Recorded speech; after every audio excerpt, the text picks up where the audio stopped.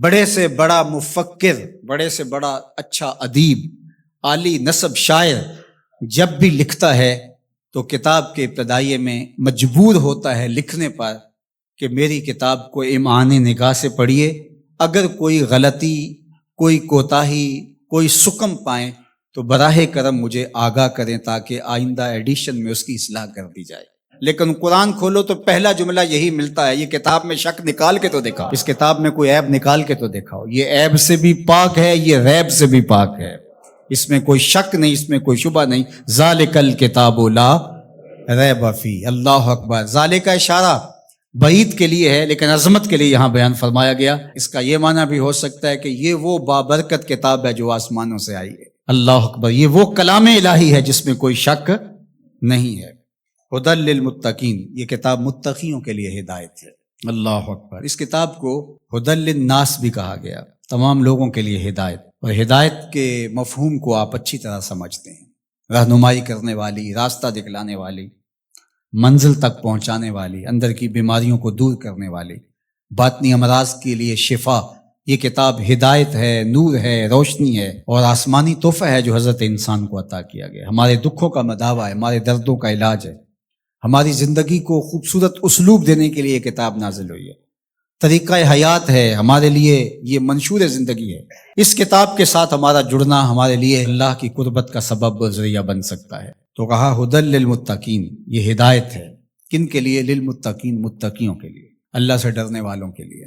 متقی وہ ہے جو وہاں پایا جائے جہاں اللہ اسے دیکھنا چاہتا ہے، اور وہاں نہ پایا جائے جہاں اللہ اسے نہیں دیکھنا چاہتا۔ علماء نے تقوی کے درجے بیان فرمائے۔ شرک سے بچنا ایک صورت ہے تقوی کی، کبیرہ گناہوں سے بچنا یہ بھی تقوی ہے۔ مختلف لوگوں کے مختلف درجے ہیں، صغیرہ گناہوں سے بچنا یہ بھی تقوی ہے۔ جتنا منصب بڑا ہوگا اتنا تقوی کا معیار بھی اس کو اتنا بڑا رکھنا پڑے گا۔ امام اعظم علیہ رحمہ، آپ کسی سے قرض لینا تھا تو دروازے کو دستک دے کے آ کے گلی میں دھوپ میں کھڑے ہو گئے، تو کسی نے کہا حضرت دیوار کا سایہ پڑ رہا ہے تو آپ یہیں کھڑے ہو جائیں۔ کہا مقروض سے نفع حاصل کرنا یہی سود ہوتا ہے، تو میں اس ڈر سے سائے میں نہیں کھڑا ہو رہا کہ یہ کہیں مبادہ سود نہ بنے۔ تو مختلف لوگوں کا مختلف تقوی ہوتا ہے۔ اللہ اکبر۔ تو شرک سے بچنا عام لوگوں کا تقوی یہ ہے، کبیرہ گناہوں سے بچنا تقوی کی یہ صورت ہے، صغائر سے بچنا یہ بھی ایک صورت ہے، لیکن ہر وہ شے جو خدا سے غافل کر سکتی ہو اس سے بھی بچنا یہ اللہ والوں کا تقوی ہے۔ تو اتقاء کا نور جو رکھنے والے ہے قرآن، اس کے لیے ہدایت ہے۔ یہاں ایک سوال کھڑا ہوا، وہ یہ کہ قرآن نے ایک دوسرے مقام پہ فرمایا ہدی للناس، یہ قرآن ہدایت ہے لوگوں کے لیے، اور یہاں فرمایا متقیوں کے لیے ہدایت ہے۔ تو جو قرآن متقیوں کے لیے ہدایت ہے تو پھر لوگوں کے لیے جو ہدایت کہا گیا اس میں کیا فرق ہوا؟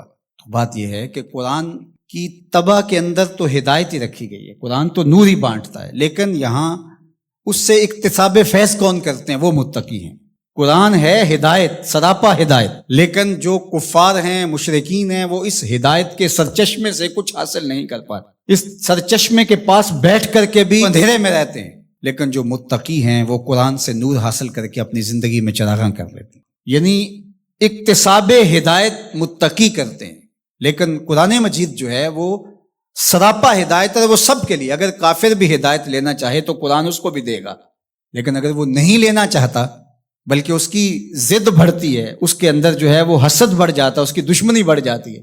قرآن مجید میں اللہ تعالیٰ نے دوسرے مقام پر ارشاد فرمایا وَنُنَزِّلُ مِنَ الْقُرْآنِ مَا هُوَ شِفَاءٌ وَرَحْمَةٌ لِّلْمُؤْمِنِينَ وَلَا يَزِيدُ الظَّالِمِينَ إِلَّا خَسَارًا۔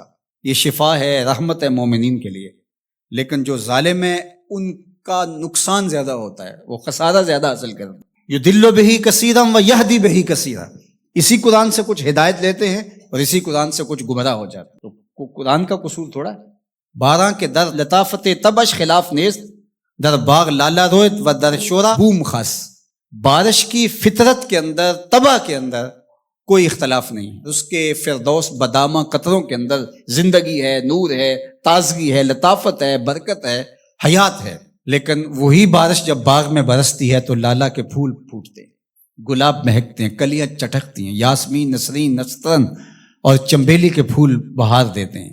اور وہی بارش جب گندگی کے ڈھیر پہ برستی ہے تو تعفن پھیلتا ہے، بدبو پھیلتی ہے۔ تو اب قصور بارش کا ہوا یا اس گندگی کے اندر چھپی ہوئی غلاظت کا؟ اس لیے قرآن ہے شفا، سراسر شفا ہے، سراسر نور ہے، سراسر روشنی ہے، لیکن اس کے لیے کیسے ہوگا جس کے اندر کفر کی بدی چھپی ہوئی ہے اور وہ جس سے روشنی لینا ہی نہیں چاہ رہا۔